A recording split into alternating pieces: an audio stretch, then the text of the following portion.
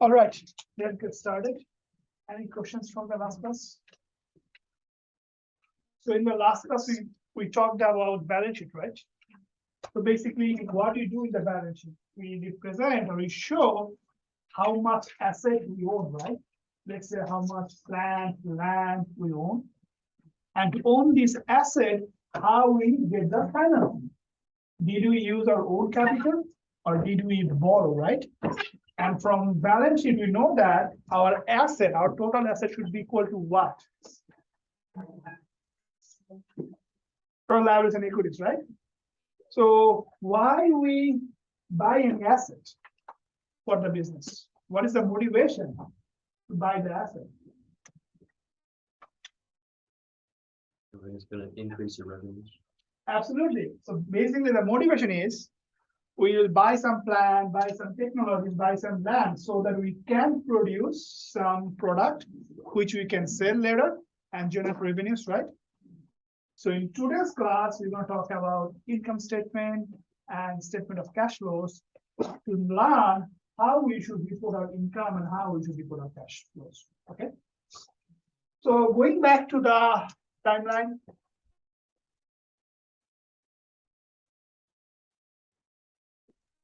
This is today, right? This is future, could be 1 month later, 1 year later, right? So in income statement, we report our revenue and expenses that occur over the time period. So the difference between balance sheet and income statement. Balance sheet, we represent asset and liabilities at a certain point in time. At any point in time, could be here, could be in middle, any point in time. But for income statement, all those income and expenses we generated over the time. Make sense? So it represents all those income and expenses over the time. When you prepare income statement, we prefer to show our revenues, sales first, then we match all of our expenses, right? One key principle to understand when you want to prepare income statement is matching principle. So matching principle tells that whenever you actually earn some revenues, you should report it. Doesn't matter when you get the cash. Let's say during this period, you made some sales, okay? You may get the cash this period, maybe early, maybe later, right? But you actually made the sale this period. You actually earned the sale this period. So you have to report the sale in this period. And according to matching principle, you have to match to generate this amount of sale, how much expenses you have occurred. So matching principle tells you, make sure when you earn any revenue, report it on that period, and also match all of your expenses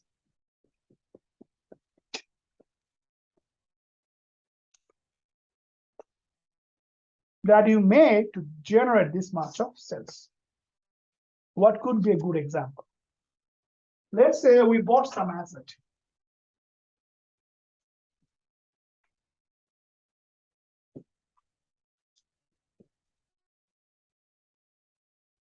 Which may last 3 years, 4 years, 5 years. We use that asset each year to produce some product that we can sell, right?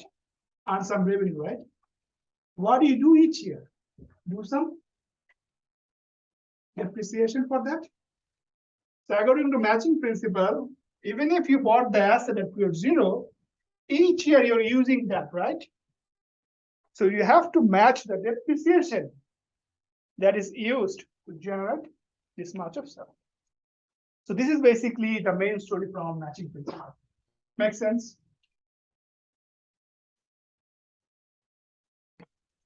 This could be a typical example of income statement. So this is basically sales we generated, also known as revenue.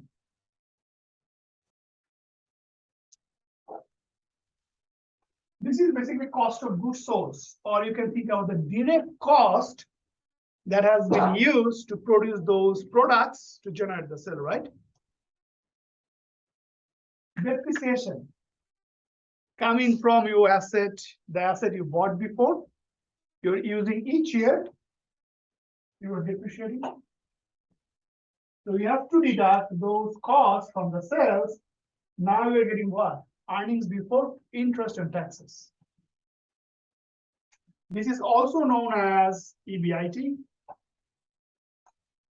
also known as operating income.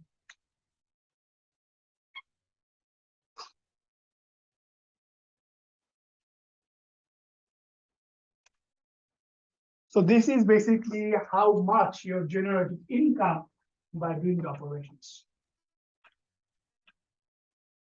From that, you pay tax, sorry, not tax, sorry, you pay interest if you borrowed. If you have any bank loans, if you have any bonds, if you have any long-term debt, you have to pay the interest. After deducting this interest, you got taxable income. This is known as EBT, also known as pre-tax income.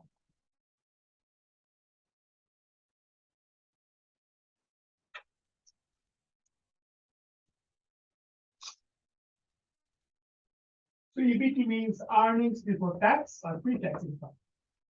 Now, from the taxable income, pre-tax income, earnings before tax, you will be charged for tax. Don't get confused. You pay tax on your net income. No. You pay tax on your taxable income. Okay. From 2018, for the corporations, the tax rate is flat, 21%. But it can change anytime, right? From 2018 to now, tax rate is flat for corporations, 21%. So on your taxable income, you'll be charged 21% if it's a corporation. So from that, if you deduct tax, this is your net income or this is your earnings.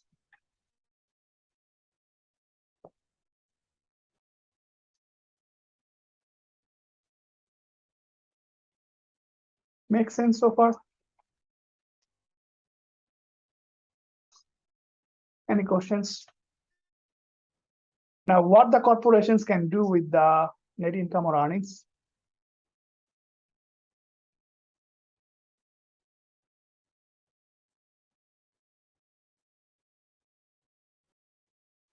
What they can do with the net income or the earnings? Yes. They can use it to either invest back in the company or to. Absolutely. Yeah, it is.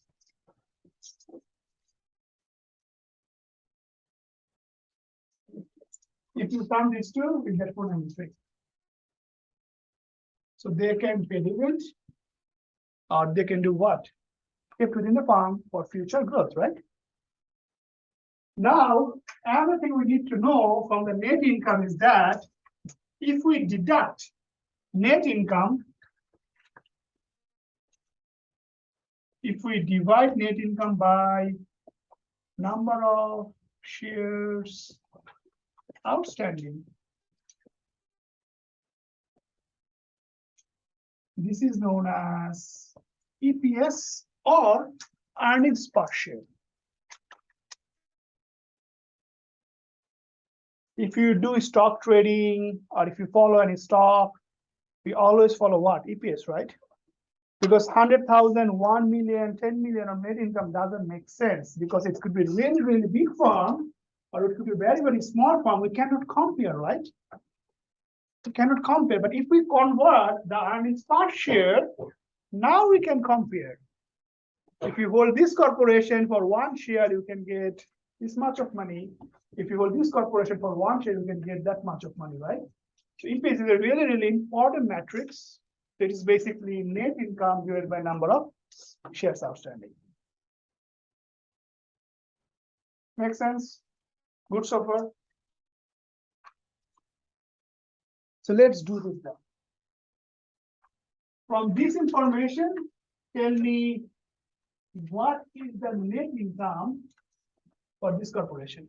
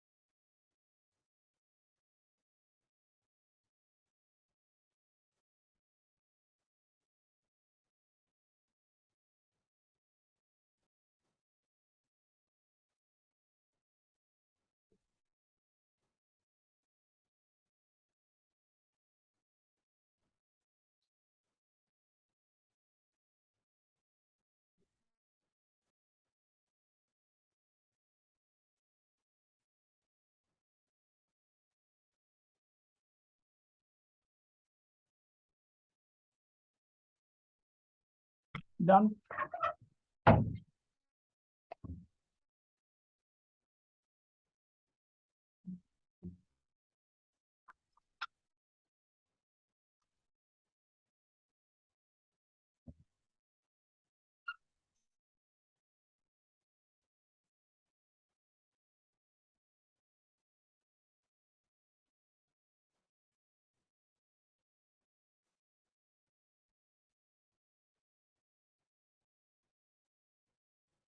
Don't know how to do, done, or what's going on. Done, I don't know if it's right. How much you got? I got 622. 622. Okay, what else? AJ, right? AJ got 622. Anyone else? I got 568. What is the name? Trey. Trey. But Trey got 568. Anyone else? And I got 366. 366. Okay, what else? So you got three numbers: 600, 22. 622, 568, 366. Anything else? No? So what are the relevant information here?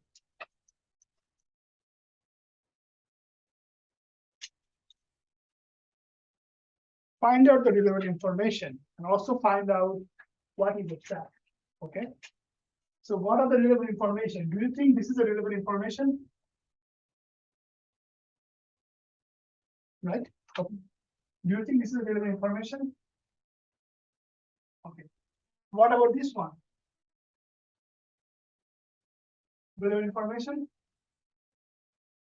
Some of you saying yes, some of you saying no. Why common stock is relevant information?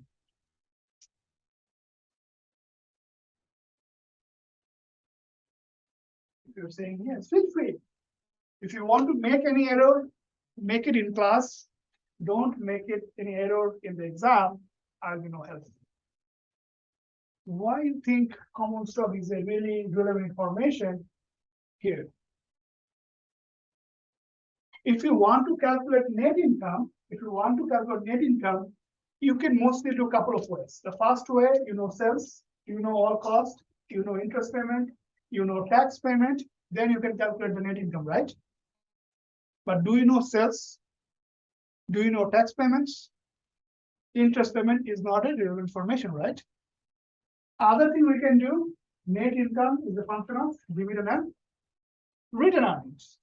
Do you know dividend from here? Do you know return earnings from here? That means these are the relevant information.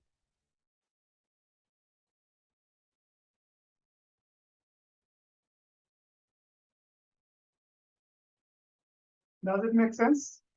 Because return earnings went down, it didn't increase. So if you do that, how much you got?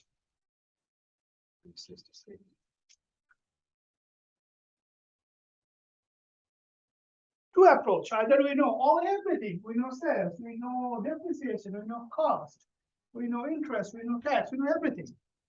Or if you don't know everything, we just know these two important factors. That's it. Make sense? Everyone is okay with that formula? We all understand? Okay. So moving on to taxes. As we're talking about, tax policy, tax structure always change. If you go back last 30 years, 40 years, always change. So we cannot rely on the recent tax structure, tax policy, okay? But broadly, if you want to classify the tax structure or tax policy, there are two types. One is called flat tax rate. One is called progressive tax rate.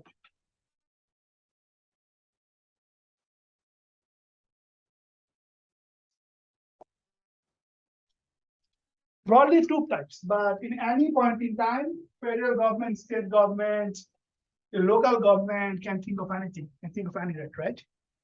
So when you talk about flat tax rate, that means one rate. Simple. Currently, corporate income tax rate is 21%. Doesn't matter how much they earn. Corporations can earn $100 to 100,000 to 100 million. Doesn't matter, flat 21%. If they earn $100, 21 is the tax rate. Okay, if they earn 100,000, 100,000 times 21%, flat tax. Doesn't matter how much you earn. When you talk about progressive tax rate, in progressive tax rate, the more you earn, the more you pay. And you have to pay different rate for earning different amount of money each year. Right now, the personal income tax, the federal personal income tax rate is progressive. If you earn salary, if you earn wages, and if you have to submit tax for the federal government, you have to follow progressive tax rate. Make sense? And also, if we own partnership business and sole proprietorship business, we have to follow what? Our personal income tax rate, right? On the first class. If you own a partnership business, if you own a sole proprietorship business, what do you have to do for the tax? Personal income tax rate, right? So that means if you own any proprietorship business or partnership business, this is the tax that you have to follow. So when we do progressive tax rate, things gonna be like this. This is the old structure. This is from 2017. Okay. But these values keep changing every year, keep changing every year. So this is the 2017 corporate tax rate, because in 2017, corporate tax was also progressive, not flat. From 2018, the corporate tax is flat. So if this is the right table, let's say this is the right table, because this is keep changing. We cannot trust one table for each year, keep changing. If this is the right table, how should we calculate tax? How should we interpret this table? If you look at this table, if your income is only $50,000, you have to pay 15%. Now, if you earn $75,000, that means your first $50,000 will be taxed at $15,000. Additional $25,000 will be taxed 25. Your entire $75,000 will not be taxed at 25. First 50 at 50, additional 25 will be taxed at 25. Make sense? Now, what about you earn 100,000? What do you think? You earn $100,000, let's say. Isaac. Okay.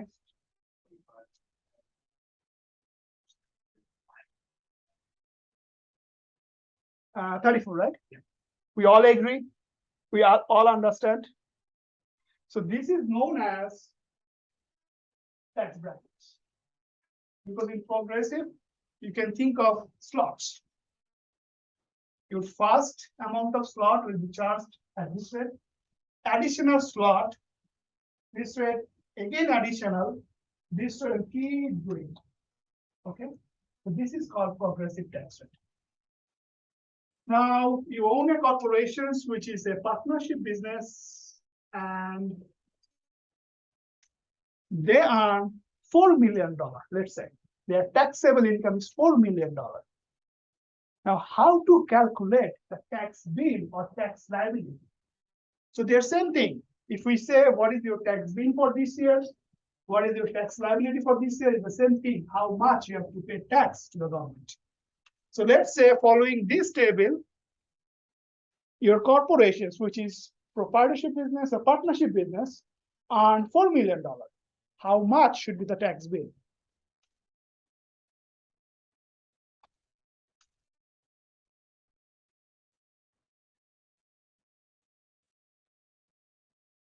If you look at this table, this is the same table converted to Excel, right? Same bracket, same mesh.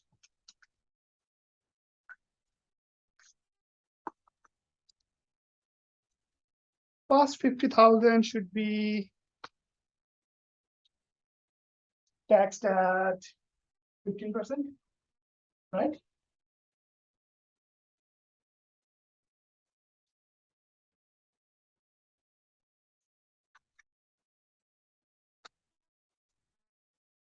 Makes sense? Additional 25 should be taxed at 25.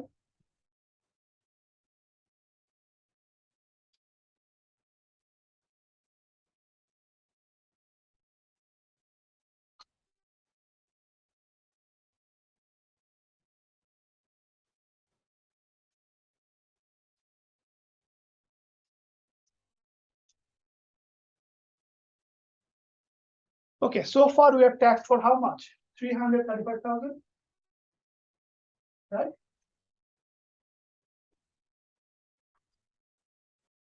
So basically, how much you earned? 4 million, and we cannot exceed this bracket, right? Because this is up to 10 million. So we cannot exceed this bracket because our income for this year is 4 million.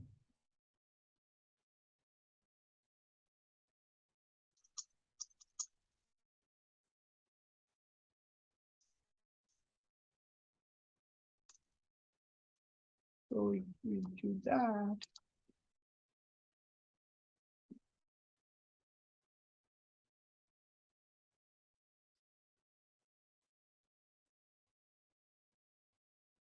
So this is our total tax bill, or this is our total tax liability for this year.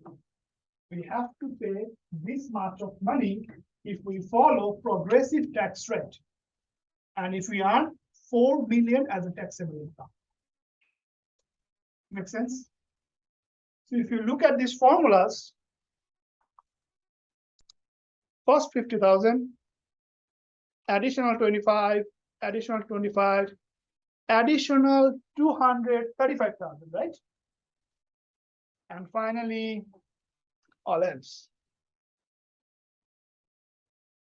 Make sense so far how to calculate tax bill if the tax structure is progressive.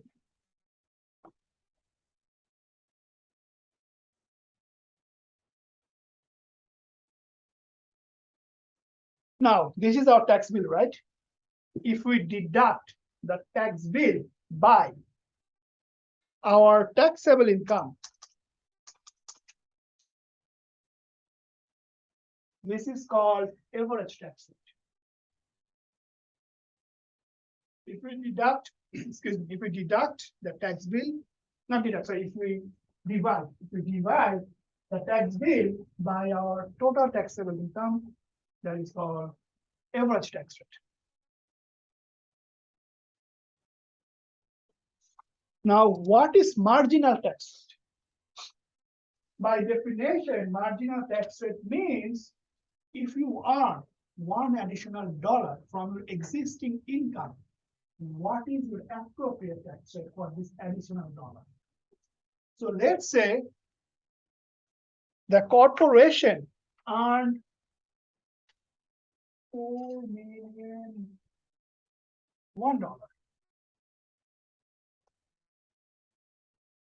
$4 million. For this additional $1, how much they have to pay as a tax?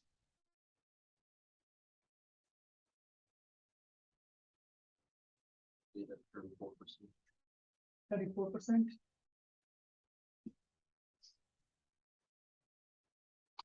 This one, right? So right now they earn 4 million. If they earn $4 million $1, for that additional $1, they have to pay this 34%, right? And this is called marginal tax rate. Because if you earn more income on top of this 4 million, your more income will be added with this 4 million, okay? Nothing gonna be started from zero. So the more income will be added on this 4 million. For this additional income, for this case, this example, you have to pay 34%. And this is your marginal tax rate. By definition, if you earn additional dollar, how much tax you have to pay? That is called marginal tax rate. Okay with these calculations, we're good so far. Can we calculate tax bill, average tax rate on the exam? Can you do that? Now, let's say this is not proprietorship business, this is not partnership business. This is a corporations. And you earn 4 million. What should be your tax bill?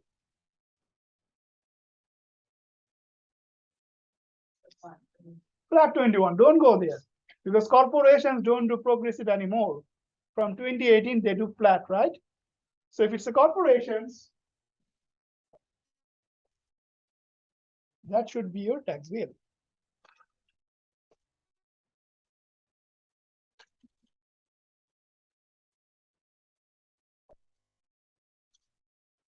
$1.84 million.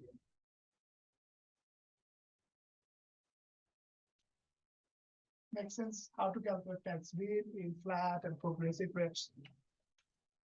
You all good? Okay, let's go back to slide. Okay. So now do we know how to calculate tax bill and tax liability? We know that.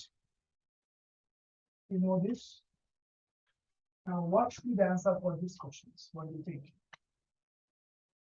If you are considering a project that will increase your farm taxable income by 1 million, what tax rate should you use in your analysis?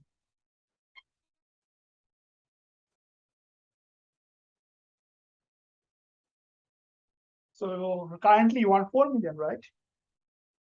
Now you want to take one more project that's going to increase your income by 1 million. So your income should be 5 million. Now, what is the appropriate tax rate you should consider?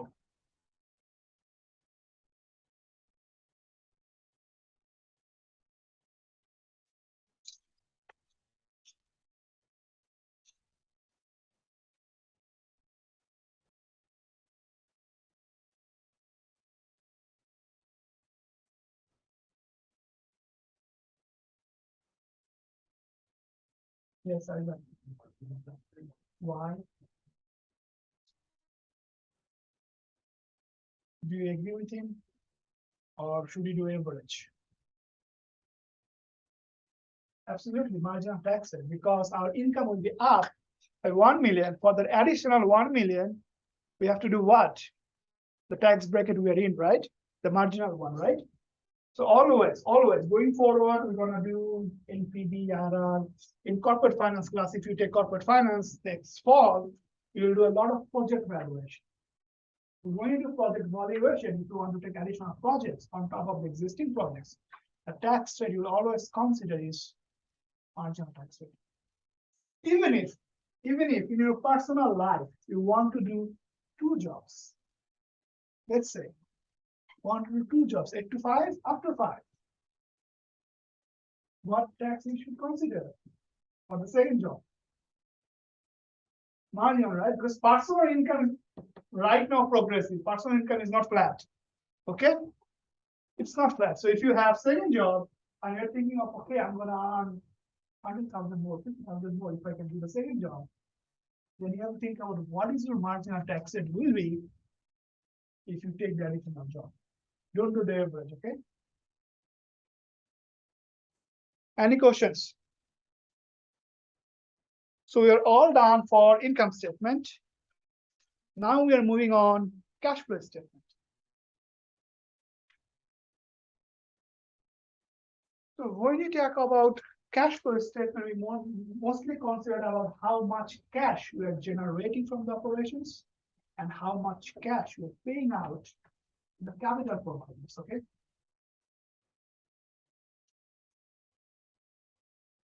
So the most important thing in the cash flow statement for us, for the people of finance, is to find out cash flow from assets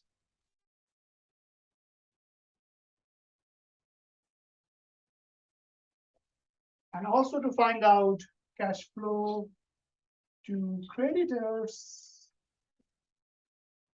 cash flow to stockholders.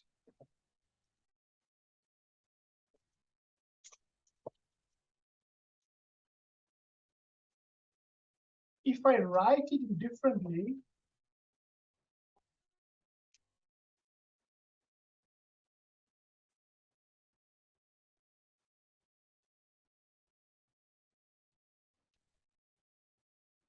do you think this equation looks familiar or this equation is pretty new?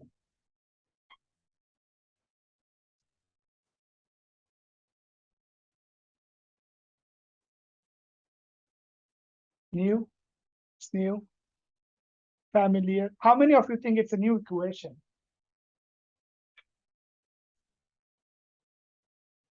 One, two? And all of we think it's the old equation. We know that. How did we know that? We're talking about very first time in this class. How did we know that? Right? You wrote A equals delta C equals. Balance sheet equation, right? Absolutely, this is not new. So I told you in finance, if you know the mechanics, you don't need to memorize anything in your life. So if you look at this, cash flow from asset, right? This is how much your asset is generating by doing the business. Now, what is the end goal of those cash? Either pay to the bondholders or pay to the stockholders, right? So that being said, same balance sheet equation. A equals to N plus A. And it should hold, it should be equal. So any cash you generated from the assets, pay to the capital providers. Now, these equations have so many components which we need to understand very carefully so that we don't need to memorize in future. So when you talk about cash flow from assets,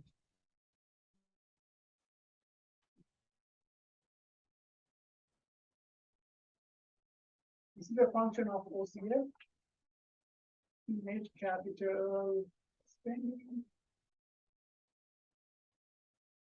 and then changes in net working capital. So operating cash flow means OCF, okay? Now, what does it mean? Operating cash flow is nothing but how much you are generating just doing the business. It's nothing but how much you're generating just doing the business. So you're selling your product, paying cost, and paying taxes, right? Each month, each year, you sell some product, pay the cost for producing those products, and pay some tax, right? This is operating cash flow. You have some operation, you have some business, how much you are doing by operations. Now, from the operating cash flow, what you need to do? You need to think about, should we invest on assets more or not? Should we invest in my fixed assets or not? That is net capital spending. If from the operations you generate $100, you can think about, let's put aside $20 from here, which I will invest in fixed assets. And that is net capital spending. And also from the operations, you can think about, I may need to put some money for my working capital. I may need to hold some cash, may need to hold more inventories, may need to sell some product in credit. So I may need to hold more accounts receivable. So I may need to invest more on the working capital. If you deduct your fixed asset investment and working capital investments from operating cash flow, you are getting the cash flow from assets. Think about the big picture. Each year, you produce some product, pay the cost, pay the tax, you have cash flow from operations. From that, you have to decide how much I should keep aside for my fixed asset investment and for my working capital investments. After doing that, what do you get? Cash flow from asset, right? This cash flow from asset, also known as free cash flow.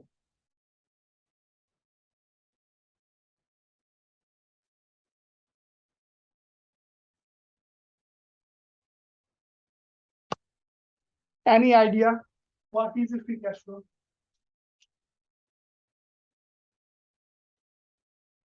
From the name, you can say it's free, right? Just free. It's idle. So free cash flow means after the operations, after doing all of the investments, this is a cash flow that's completely free. For whom? Capital providers.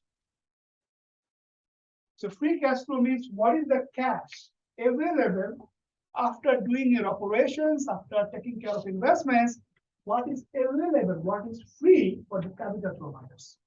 So cash flow from asset is also known as free cash flow. And this is the most important cash flow in finance. When you do any project valuation, when you do anything, this is the thing we look for, free cash flow or cash flow from assets. Now, what you can do with the free cash flow from assets, what you should do with that.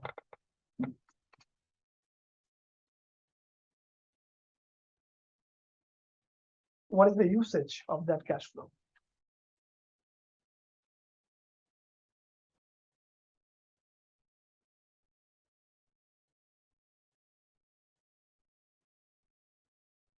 Buy a luxury apartment for the CEO, just trash the money. What you should do?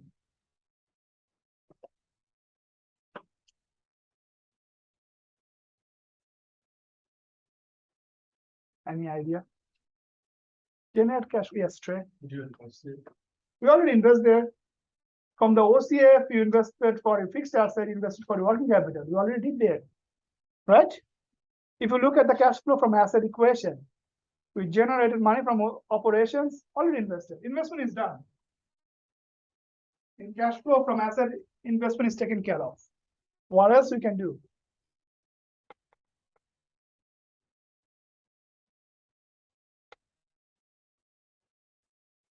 What else we can do? Answer is here. Answer is somewhere here.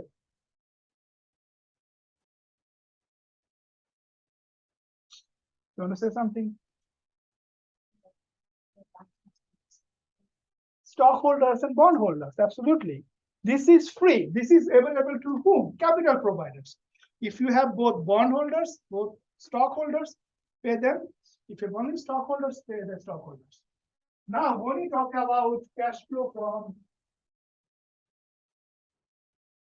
liability holder or bondholder, cash flow to liability holder or bondholder, what you can think of? What do you do with them? We pay them interest, right? And we either issue or we pay back their bond amount, right? So how can we do that cash activities with them? We can pay interest, right? Or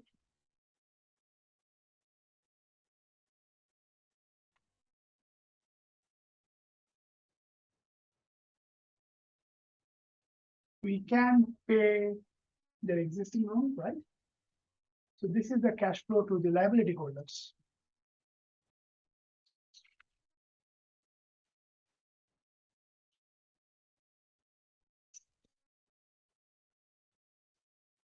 Similarly,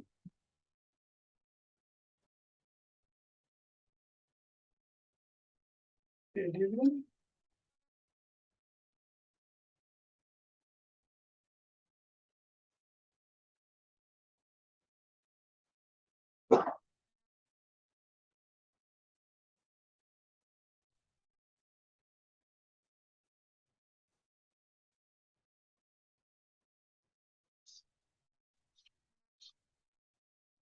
So let's talk about the mechanics of these two equations. This is known as cash flow to liability holder, cash flow to equity holders, cash flow to them. Okay. So if I'm the firm, you are the equity holder. How can I give you cash flow? I can give you dividend, okay, or I can pay back for your existing stocks, right? I can pay your stock value and withdraw the stock, right? This is how I'm paying you, right? If you look here, pay dividend, net new stock issues. So new stock issues means issue minus redemptions. Issue minus redemption. So when you talk about new stock issue,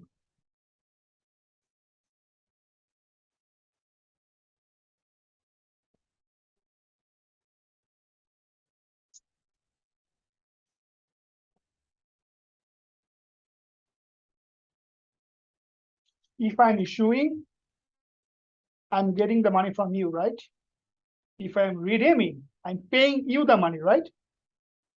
So if issue is more than redemptions, what does it mean? I'm paying you less, right? So that's why we put the negative sign in before it. Because it is cash flow to the equity holders. If issue is more, I'm not giving you money, rather I'm getting you money, right? I'm getting the money from you, right? So that's why it's negative there. Similarly, cash flow to liability holders. I'm giving you interest and negative net new issue. If I'm issuing more, I'm actually getting the money from you, not paying. That's why giving the negative sign. Makes sense so far. So these two things should hold, right? Cash flow from asset should be equal to cash flow to bondholders and equity holders. Now let's talk about how can we calculate OCF. When you talk about OCF, this is known as operating cash flow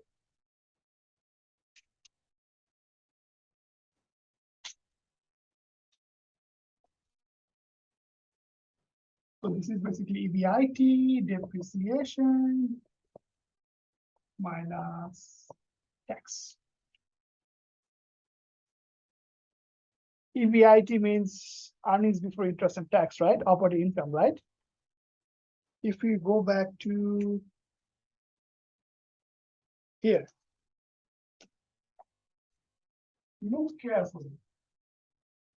In general, we made our sales in cash, right? We pay our expenses in cash, right? But depreciation is not a cash expense. We already bought our asset. Each year we are just depreciating, right? So that's why from EBIT, add back depreciation. Because in EBIT, the only non-cash expense is depreciation. That's why we are adding back, right? This is our financing activity, right? This is not our operating activity, right? This is our operating activity. We're paying tax in cash each year. So that's why from EBIT, we're adding back depreciation because it's a non-cash expense. And then we're deducting the tax because we have to pay tax each year to the government, right? So this is our OCF, operating cash flow, the cash flow from operations. Net capital spending.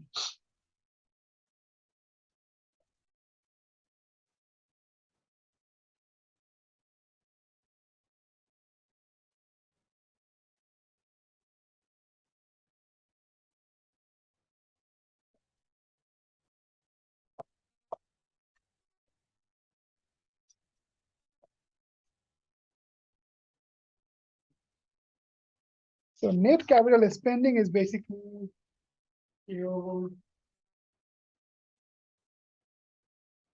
end value of fixed assets, not total asset, end value of your fixed asset. End value of your fixed asset, beginning value of your fixed asset, then add back the depreciation. End value of your fixed asset, deduct beginning value of your fixed asset, add back depreciation. Why it makes sense?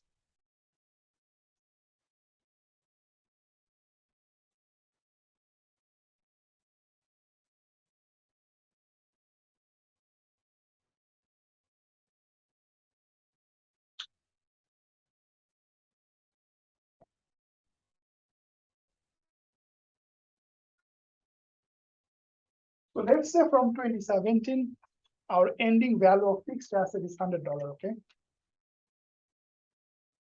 And we decided to make a capital spending of $10. Okay, how much asset we're starting with for 2018? 110, right? Over the years, our depreciation is, let's say, $10.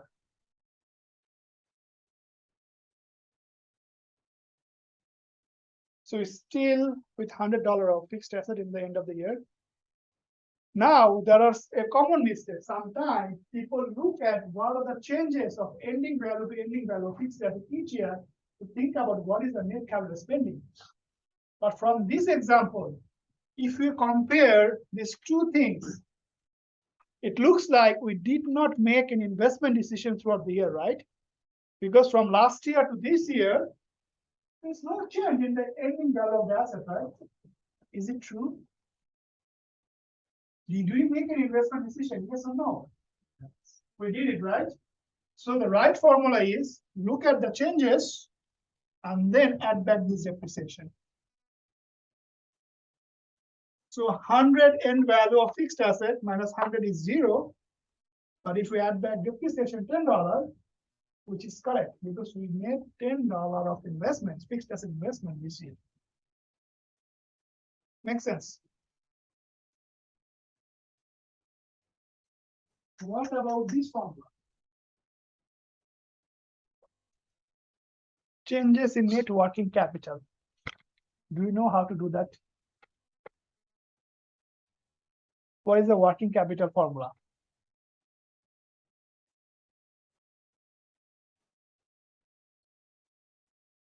working capital.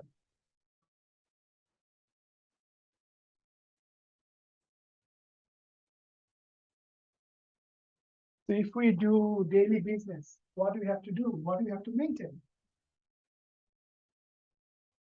That's right. Asset or and so when you talk about asset, be precise. There is something total asset, there is something current asset, there is something fixed asset. So this one deals with current asset and liabilities. This one deals with all its fixed asset. Be precise. So now changes. That means year to year changes. So hypothetically, if you're working on 2017 and 2018, we have to think about what was the working capital in 2017, what was the working capital in 2018. Now, what is the change from 2017 to 2018? That is changes, okay? You have to calculate the working capital for both these years and then look at the changes.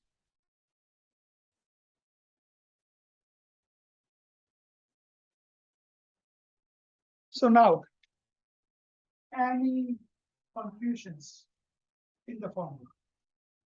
Anything you feel like it doesn't make sense? Because if you only memorize on the next class, no one gonna be remembered. But if you understand what's going on, what does it mean? And it's easy. You don't need to memorize. So make sense. There's three big components. Then we are thinking about specific components from those formulas. Cash flow to asset has 3 components. We generate OCF. From that, we think about our fixed asset and current asset investment, right? And cash flow to asset, also known as free cash flow, should be equal to cash flow to liability and cash flow to equity, right? And cash flow to liability and equity is pretty easy because for liability we pay interest, for equity we pay dividend, right? And from interest and dividend, you have to think about net new issue. Make sense? Now let's do this one by one.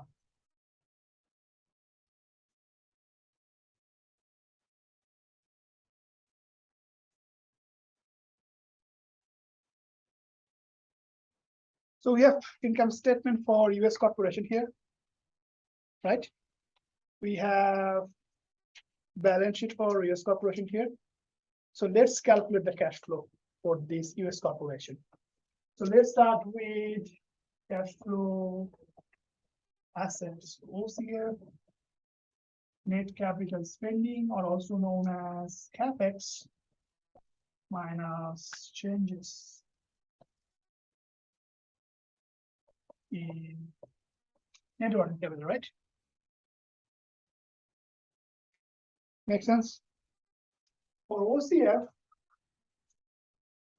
our formula is EBIT plus depreciation minus tax, right?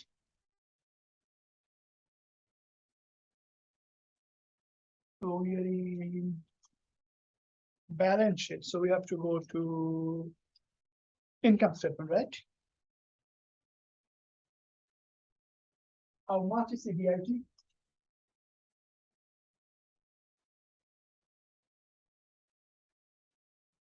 Absolutely.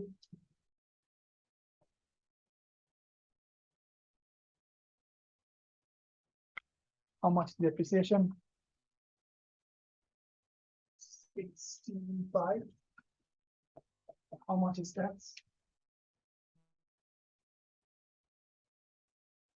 Okay, now tell me the final figure.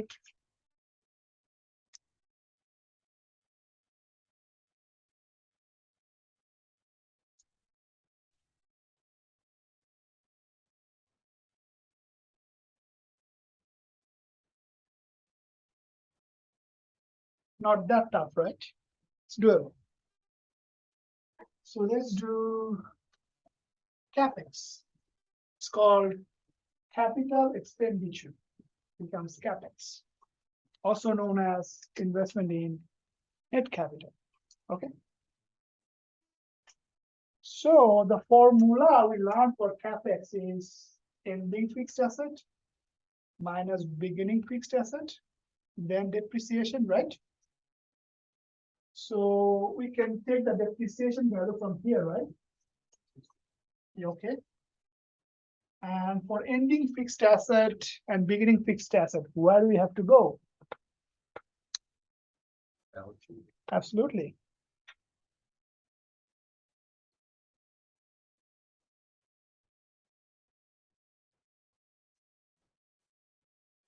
This is the only fixed asset they have.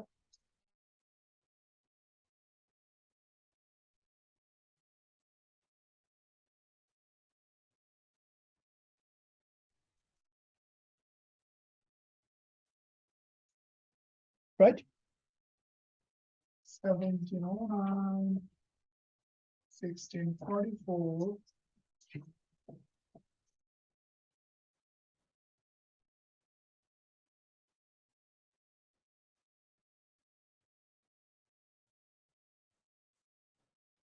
Make sense? Ending 1709, beginnings. So basically last year ending is this year beginning, right? So 1644 plus depreciation from income statement.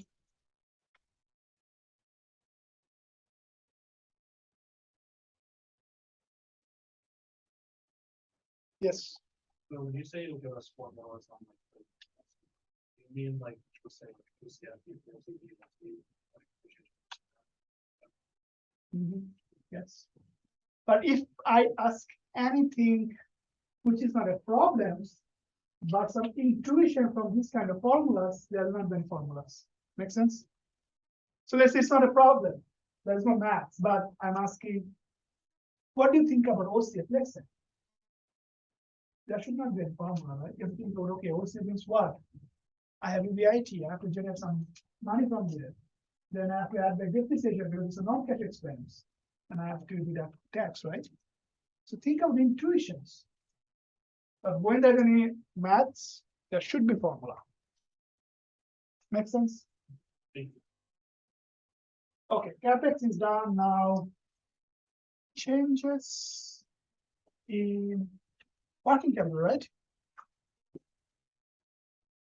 For changes in working capital, I think from the last class, we calculate working capital, right? So calculate 2017, 2018 working capital, and then look at the changes. So do it.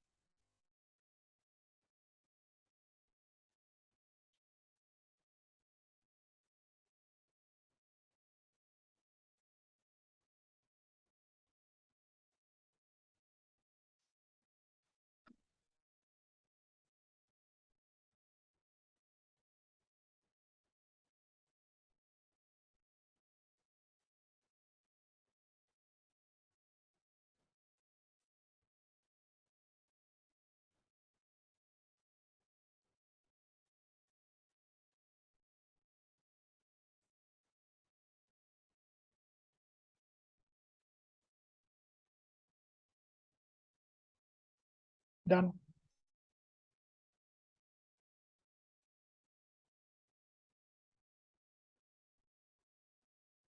So what is the working capital for 2018?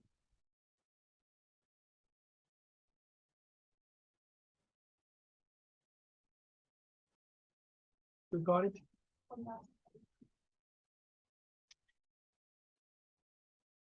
Working capital for 2017. And what is the difference? 21. Now sum this one and deduct this one and this one.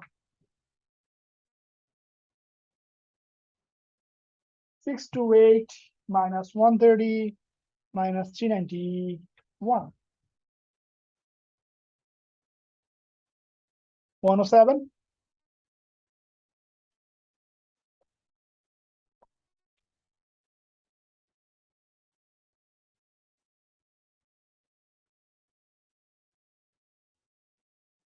Good so far. Can we calculate cash flow from assets? A formula is given. Okay, so now what we have to do, we have to calculate cash flow to liabilities holders and equity holders, right? So if we go there, let's keep that.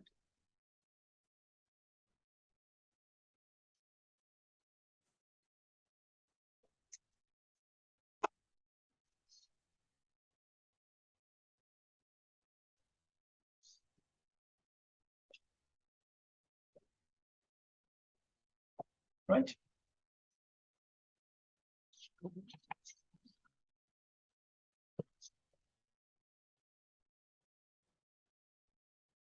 How much is interest payment?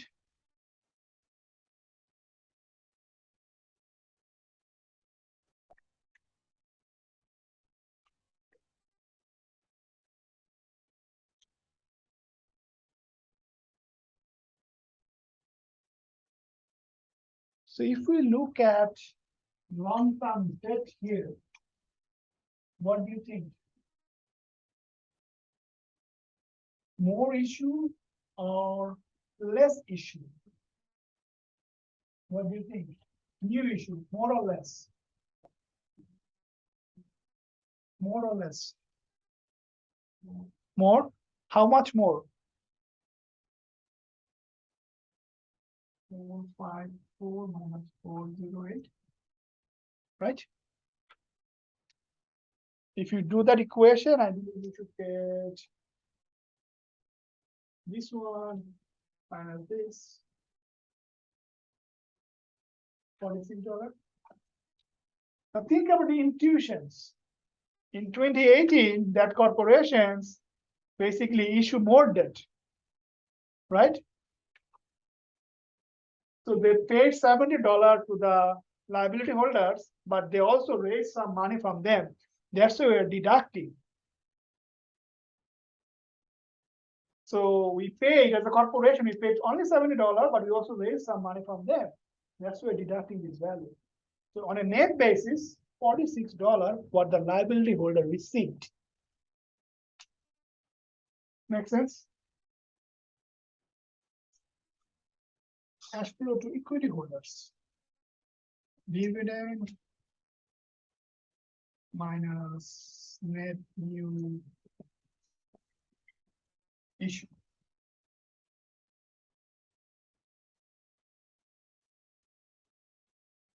How much they pay for the dividend? 123, right?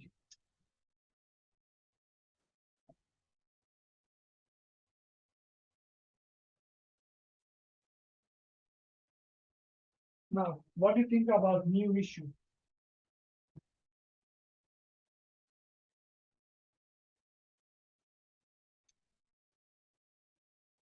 How much is new issue?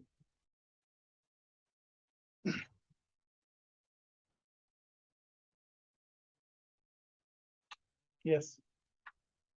$40 on the stock. Sure. Is the $40 or is the difference between these two?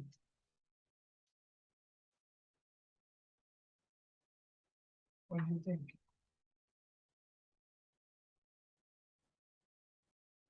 What is the mean? What do you think? This difference or the interviews?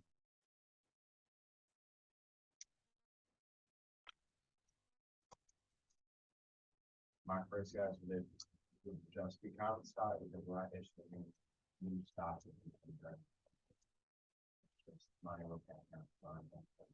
So return earnings is not a new issue. Return earnings is coming from your net income, right?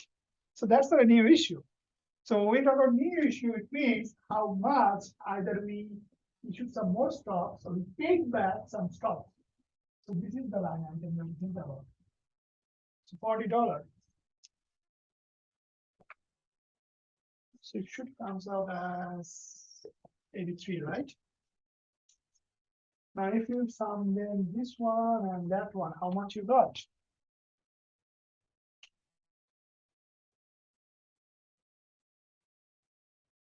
Your CFL value, bro. Huh? You didn't finish the CFL equation. You should do 70 minus your 46. You just stopped at 46. Here? Yeah. Oh, it's wrong. So how much you got here? 24. Oh, okay. Okay. So now if you sum them up, how much you got? 107. So from here, CFL plus CF equity.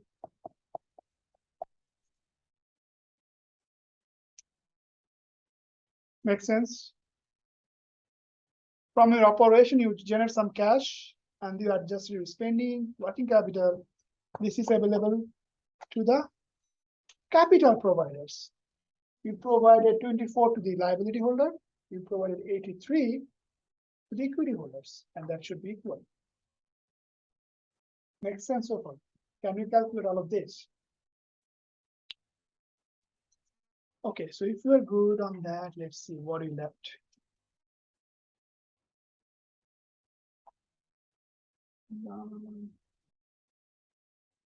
Okay, now let's do it. You guys do it and let me know how much you got. I think for the OCF, the formula you should be needing is EBIT, depreciation, that's.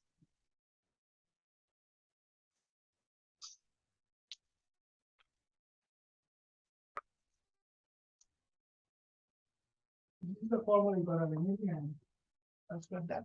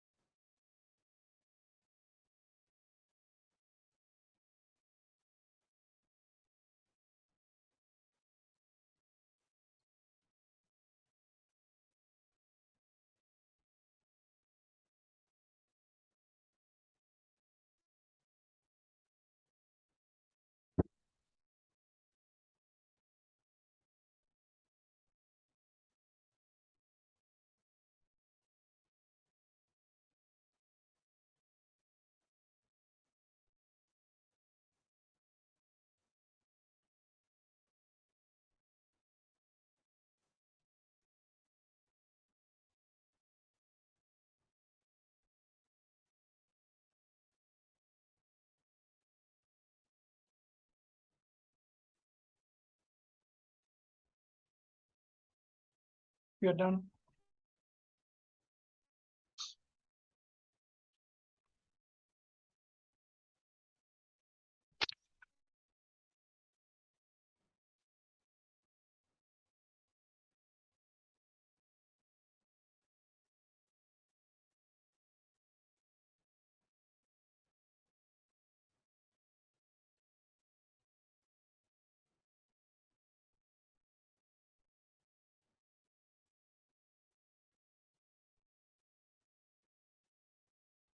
How much OCF we got from this example?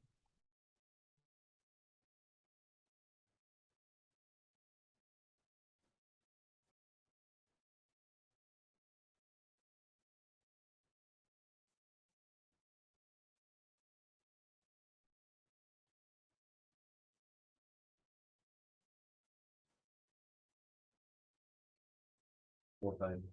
459. What are our others? 470. 459 as well. Okay. 589. Someone else? So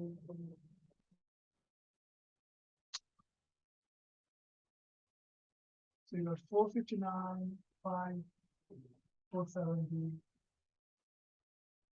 Anyone? How much EBIT we got? Let's talk about this. How to get EBIT? What is your EBIT figure? EBIT should be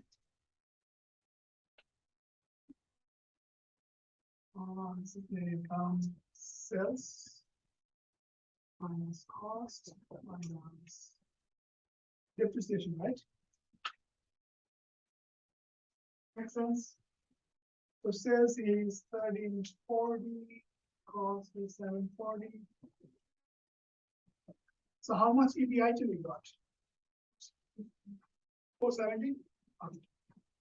How much depreciation we got? 130. Okay. About tax. 141. So basically from EBIT, what is our next job? If we deduct interest, we got earnings before tax or pre-tax income or taxable income, right? From the problems, how much is the interest payment? 0, right? So our EBIT is basically EBT, right? So 470 times 30%.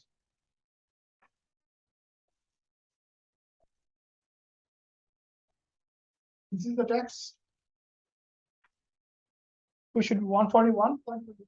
Okay, and if we do the equation, I think we will get 459, right?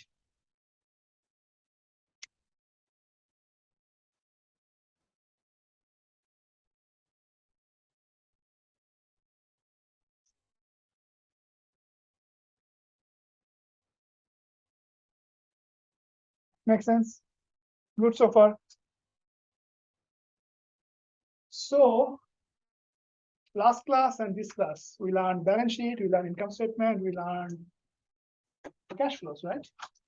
This is all about hypothetical data, right?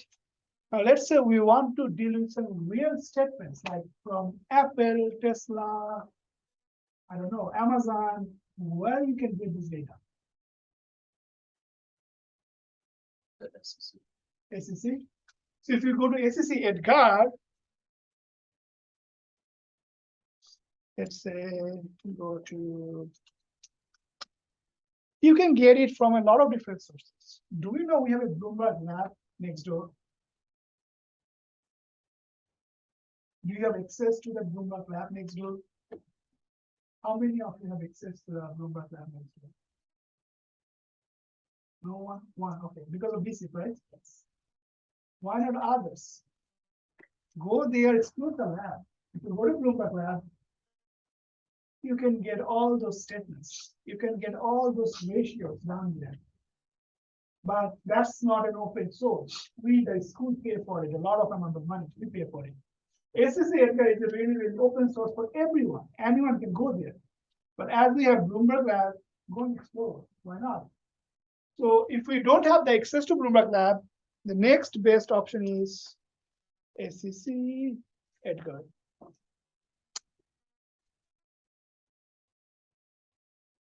If you go company filings on that side, you just need to write the ticker. So let's say Apple is a ticker for Apple Incorporations. And you can see here all those filings.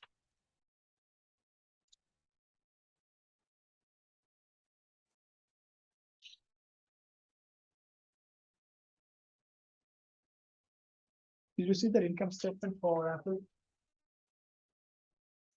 Go to Edgar, go to company filings, write the ticker you want to look for, and I'm gonna find the financial statements. This is open source. Anyone can go and get it on the browser. You can also do it Yahoo Finance, but Yahoo Finance don't have a lot of data. They mostly have the recent statement. But SSA Edgar have all the history. And Bloomberg also have all the history. So before we finish today's class, what we left? So this is another example of how to do cash flow from assets, liabilities, and equities. Going back home, do it by yourself. Next class, we will share the answers, okay? This is kind of your homework for today. Go back, do it at your home. Next class, we'll share the answer. And this is also another problems which will ask for how to calculate share security. Go back home, do it at your home. Thursday, right? This Thursday, we'll talk about those two problems. Okay? So that's all for today.